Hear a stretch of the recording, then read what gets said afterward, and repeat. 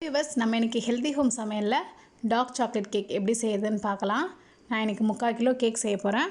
Cake செய்ய தேவையான பொருட்கள் 150 gram maida, 150 gram unsalted butter இல்லைனா refined oil, 300 gram sugar, 250 ml தயிர், புளிக்காத தயிர். மிக்சியில் போட்டு நான் இதை மாதிரி சிலுப்பி வச்சுருக்கேன். 2 table spoon decoction, 1/2 spoon instant coffee powder போட்டு 2 ஸ்பூன் தண்ணி ஊற்றி நல்லா கட்டி இல்லாமல் கரைச்சி வச்சுக்கலாம். 75 gram cocoa powder, 1 table spoon vanilla essence, 1/2 spoon baking soda, 1/2 spoon baking powder. முதல்ல சல்லடையில் மைதா மாவு, கொக்கோ பவுடர்,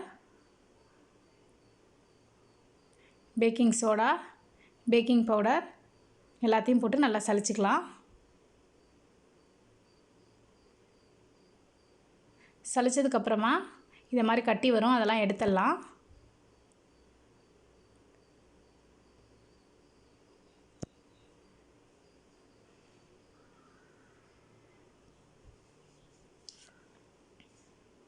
அடுத்ததாக மிக்ஸி ஜாரில் சுகரை போட்டு நல்லா பவுடராக அரைச்சிக்கலாம். நான் நிறையா இருக்கனால 2 ஷிஃப்டாக போட்டு அரைச்சிக்கிறேன். நல்லா ஃபைன் பவுடராக அரைச்சிக்கணும்.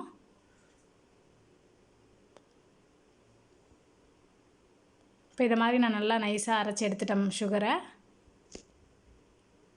அடுத்தது ஒரு பவுலில் பட்டர் போட்டுக்கலாம். ரீஃபைண்ட் ஆயில் இருந்தால் ரீஃபைண்ட் ஆயில் கூட நம்ம சேர்த்துக்கலாம். பட்டர் வந்து ரூம் டெம்பரேச்சரில் இருக்கணும். ஃப்ரிட்ஜிலேருந்து எடுத்து டேரெக்டாக யூஸ் பண்ணிங்கன்னா ஹார்டாக இருக்கும், மிக்ஸ் பண்ண முடியாது.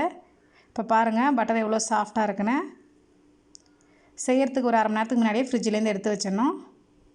இப்போ இதோடு நம்ம பவுடர் சுகர் போட்டுக்கலாம். ஃபஸ்ட்டு பாதி கொட்டி மிக்ஸ் பண்ணிக்கலாம்.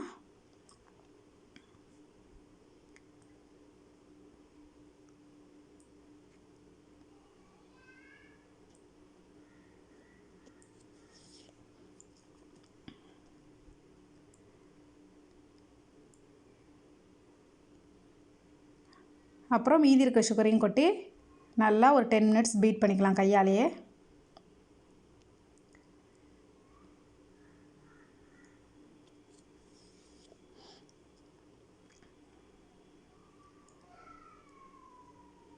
பாருங்கள், இதை நல்லா நான் மிக்ஸ் பண்ணிட்டேன்.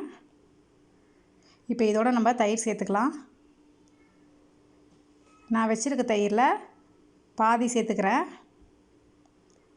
நீங்கள் இதுக்கு பதிலாக பால் கூட சேர்த்துக்கலாம். பால் சேர்த்திங்கன்னா 1 டீஸ்பூன் லெமன் ஜூஸ், அதே மாதிரி தண்ணி சேர்த்திங்கனாலும் 1 டீஸ்பூன் லெமன் ஜூஸ் சேர்த்துக்கணும்.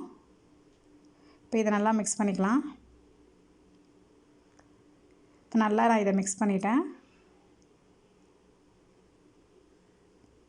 அடுத்ததாக இதோட மாவு சேர்த்துக்கலாம்.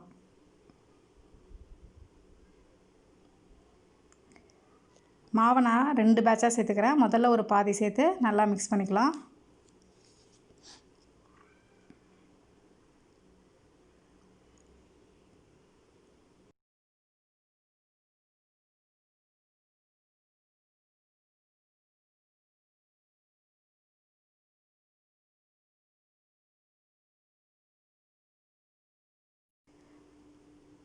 இதை மாதிரி மிக்ஸ் பண்ணதுக்கப்புறமா மீதி இருக்க மாவையும் போட்டுக்கலாம். இதோட போட்டுட்டு மீதி இருக்க தயிர் இதோட சேர்த்துக்கலாம். இப்போ இதோட டிகாக்ஷனையும் சேர்த்துக்கலாம். டிகாக்ஷன் வந்து உங்களுக்கு வேணுன்னா சேர்த்துக்கலாம். இது கசப்புக்காகவும் கலருக்காக தான் நான் சேர்க்குறேன். நல்லா மிக்ஸ் பண்ணிக்கலாம்.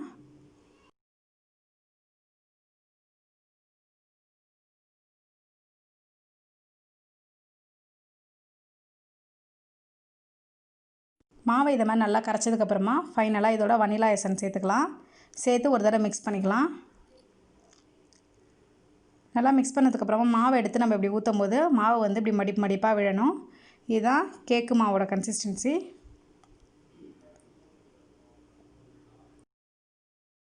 இப்போ கேக்குக்கு வந்து மாவு ரெடி ஆகிட்டு அடுத்ததாக என்ன செய்யுதுன்னு பார்ப்போம். நான் வந்து ப்ரெஷர் குக்கரில் இன்றைக்கி செய்ய போகிறேன். அதனால் ப்ரெஷர் குக்கர் அடுப்பில் வச்சு கால்வாசி மணல் போட்டுக்கலாம்.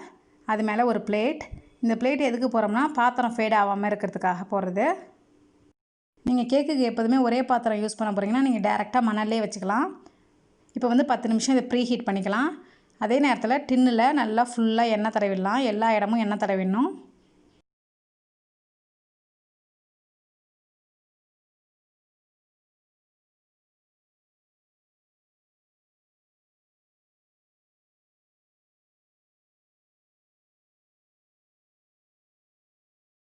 எல்லா இடமும் எண்ணெய் தடவிட்டு அடியில் நான் பட்டர் ஷீட் போடுறேன். பட்டர் ஷீட் போட்டு அது மேலேயும் நம்ம எண்ணெய் பூசிக்கலாம்.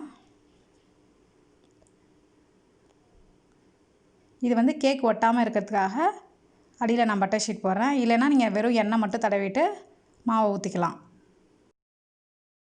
இப்போ பாத்திரத்தில் மாவை ஊற்றிக்கலாம். மாவு வந்து பாத்திரத்தில் அரைவாசி இருந்தால் போதும், இல்லை அரைவாசி கொஞ்சம் அதிகமாக இருந்தால் போதும். முக்கால்வாசி ஊற்றினீங்கன்னா சம்டைம்ஸ் பொங்கி வழிஞ்சிடும். இதை மாதிரி ஊற்றிட்டு பாத்திரத்தை தரையில் 2 தட்டு தட்டினீங்கன்னா மாவு எல்லா இடமும் ஈவனாக ஸ்ப்ரெட் ஆகிடும். அடுத்ததாக ப்ரீ ஹீட் பண்ண குக்கரில் உள்ளே வச்சிடலாம். உள்ளே வச்சுட்டு ஹையில் வச்சு 45 மினிட்ஸ் வேக விட்டுக்கலாம்.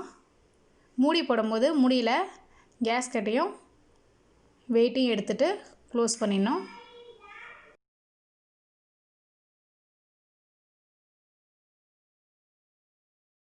இப்போ 45 மினிட்ஸ் ஆகிடுச்சு. கேக் வெந்துட்டான்னு பார்க்கலாம். இப்போ சைடில் எல்லாம் கேக் ஒட்டலை. இப்போ ஒரு குச்சை வச்சு சென்டரில் குத்தி பார்க்கலாம். குச்சியில் கேக் ஒட்டாமல் இருந்ததுன்னா வெந்துட்டு, சப்போஸ் குச்சியில் கேக் மாவாக ஒட்டியிருந்ததுன்னா இன்னொரு 10 மினிட்ஸ் வேக விட்டுக்கோங்க. இப்போ இதை வெளில எடுத்துடலாம். எடுத்து ஒரு 1 ஹவர் ஆற விட்டுக்கலாம். இப்போ நல்லா ஆறிட்டு நான் சைடெல்லாம் அப்படியே கத்தியால் எடுத்து விட்டுக்கிறேன். சப்போஸ் ஒட்டி இருந்ததுன்னா கேக் அப்படியே பாத்திரத்தோட பாதி ஒட்டிக்கும். இப்போ கவுத்து கொட்டிக்கலாம்.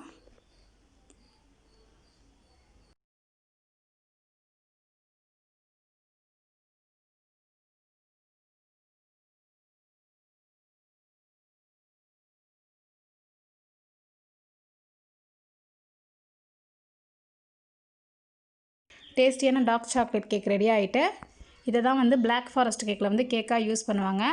இதில் லைட்டாக கசப்பு இருக்கும். உங்களுக்கு கசப்பு பிடிக்காதுன்னா டிகாக்ஷனை யூஸ் பண்ணாதீங்க.